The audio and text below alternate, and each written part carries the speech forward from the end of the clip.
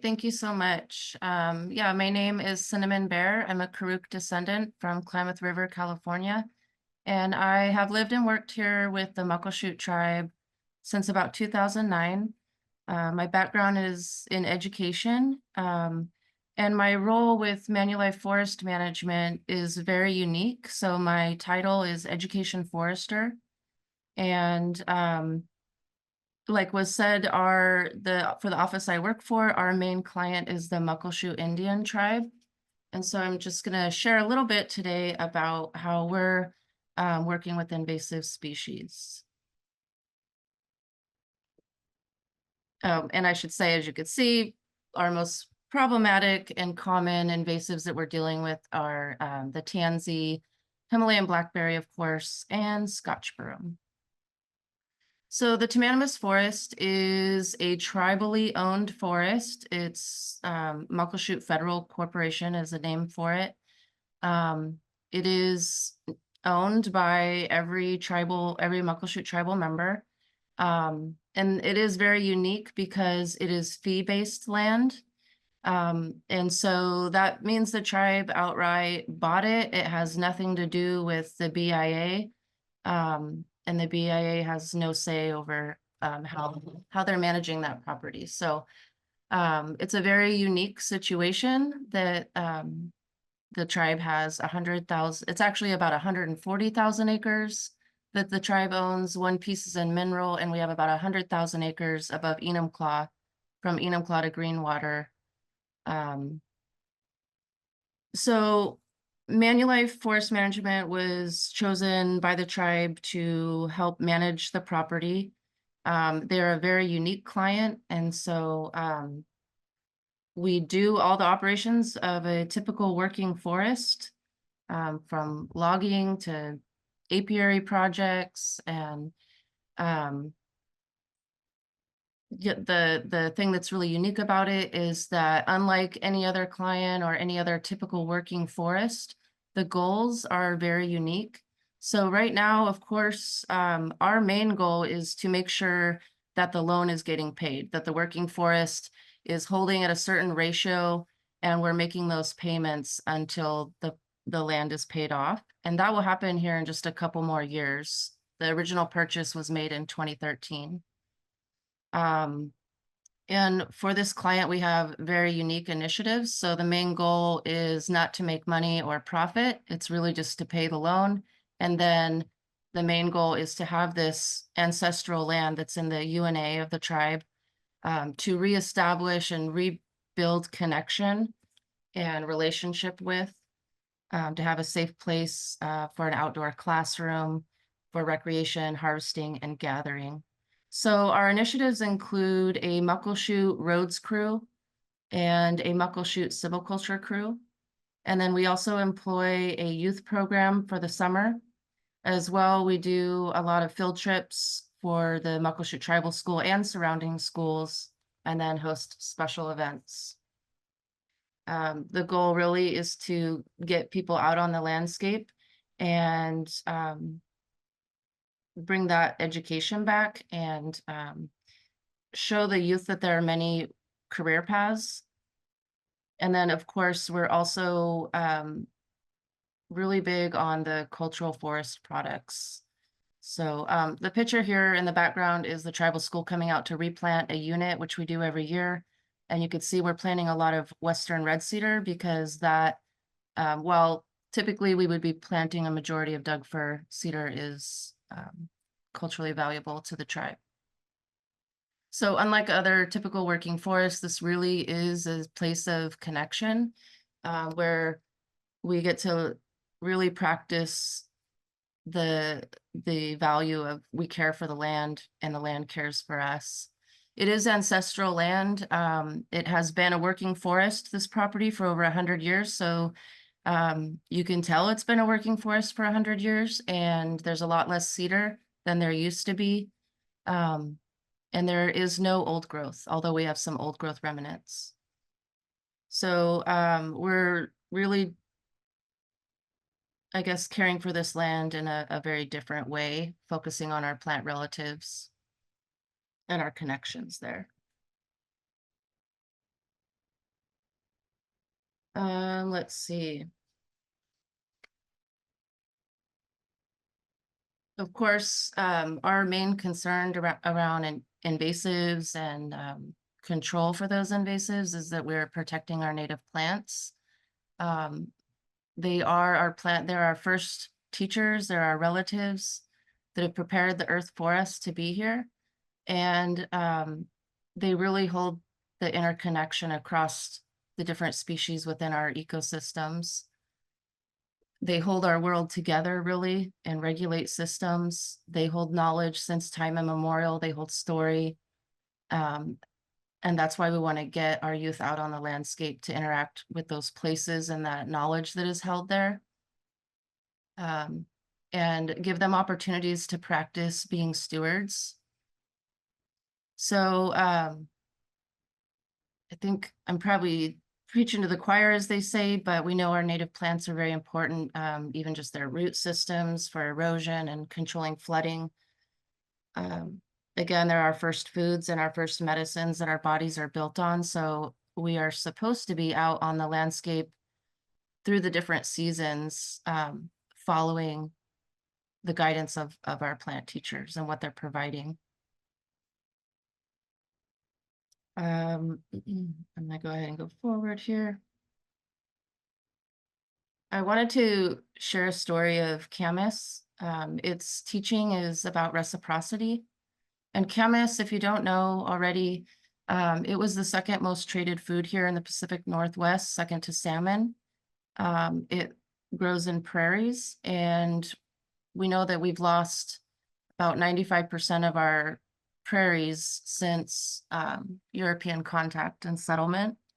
And that is a direct result of removing the people, indigenous people, from those landscapes and severing those ties and that work that they were there doing. Prairies, they require human interaction to be maintained. They were carved out over 10,000 years ago by glaciers, and they've been maintained ever since by the people, through burning, coppicing, and just like pulling up baby tree saplings around the edge. And then prairies provide like a pantry of foods and medicines, especially along their edges, which we know edges are often very dynamic places. Without being able to practice our traditional methods and ecological knowledge, our prairies have really suffered. Camas is hard to find, hard to access nowadays after, like I said, being the second most traded food. It's also a very important food, giving you energy and inulin without the starches. So the story of Camas is from a long, long time ago, but there was this time of great hunger where everyone was hungry. The children and babies, elders were especially suffering. The young ones were crying in hunger. And one of the women, the grandmothers, she wanted to help her people. And she went walking up the hill and she was praying for a way to help her people through this time of great hunger. And she sat down at the top of this hill. She could hear from her village the cries of hunger and discomfort, the suffering. And she sat there and prayed and she cried. And as she cried, the ground around her became muddy. And she started sinking down into the ground lower and lower until she was covered up. And then her grandchildren noticed she was missing and they went out looking for her.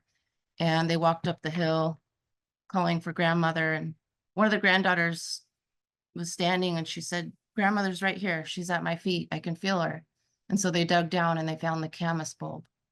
And that fed the people from that time forward.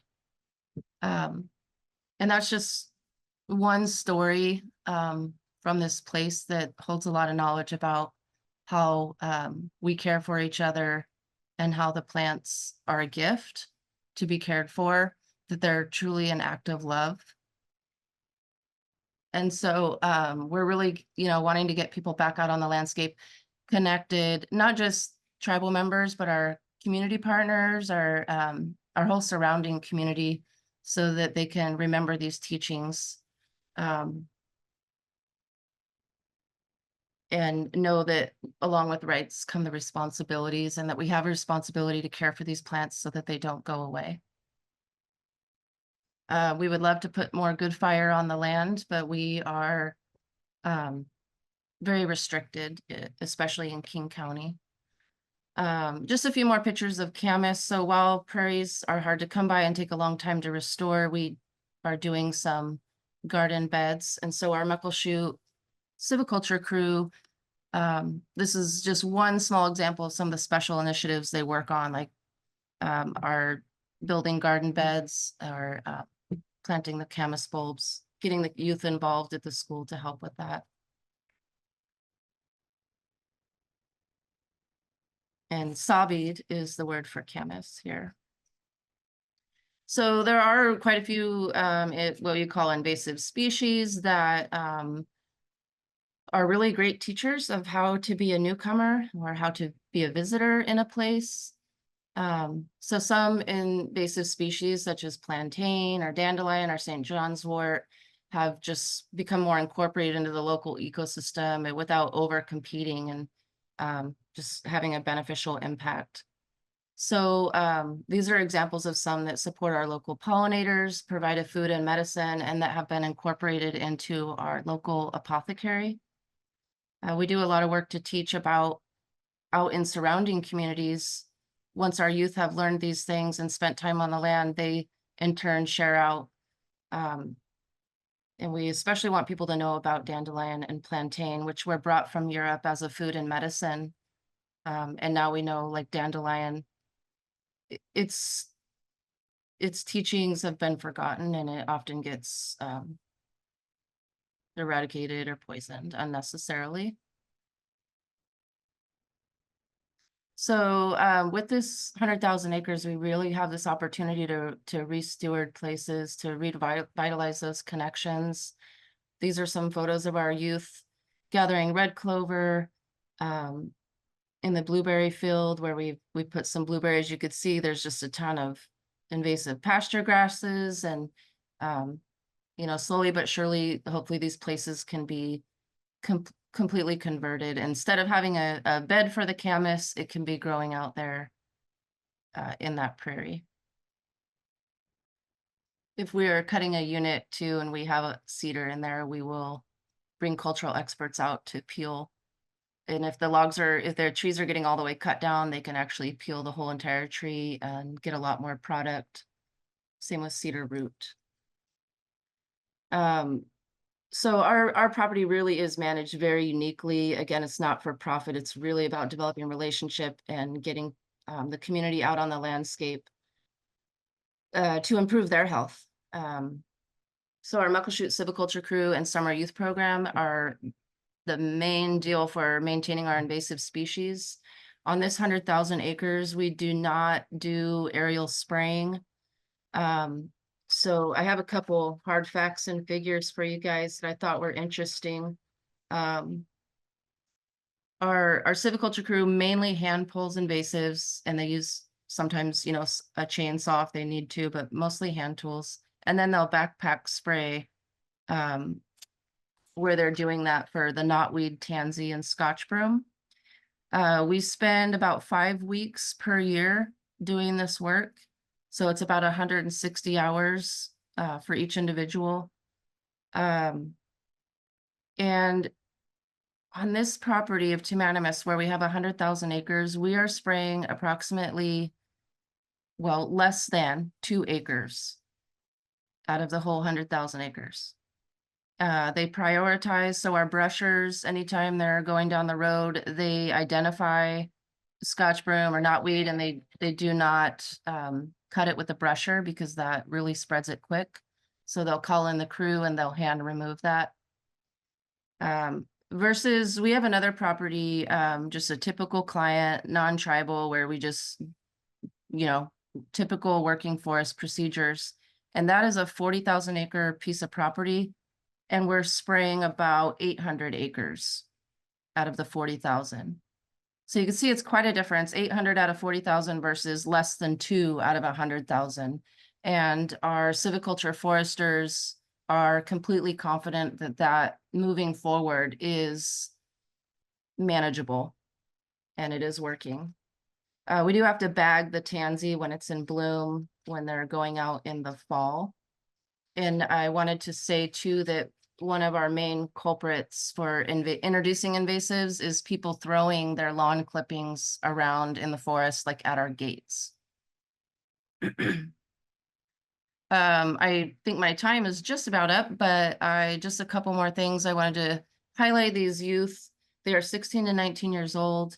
And then along with our Muckleshoot Civiculture crew, many of them, a few of them have come out of some hard places in life. And it has been a really amazing job for them to really heal and be stronger on their personal journey in life.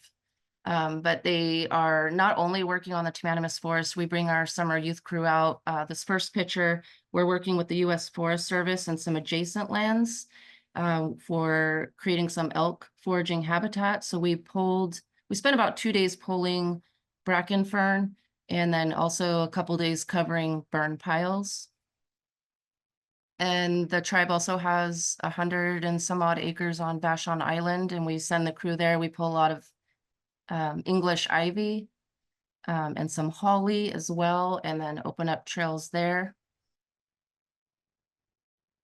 We've got a picture in the top right corner of Joey Holbert coming out and doing some work looking at not just invasive species, but like the health of the plants, looking for any illnesses. And so getting the kids out, having them really, collect some data, we've found is just really exciting. The kids are way more into it than you would imagine, but it really helps them feel some ownership and pride in the work they're doing and getting to share that out, that they're really becoming the experts, holding that knowledge. And it's a really amazing to watch them and where they're taking it out beyond the property, past the job and other aspects of their life.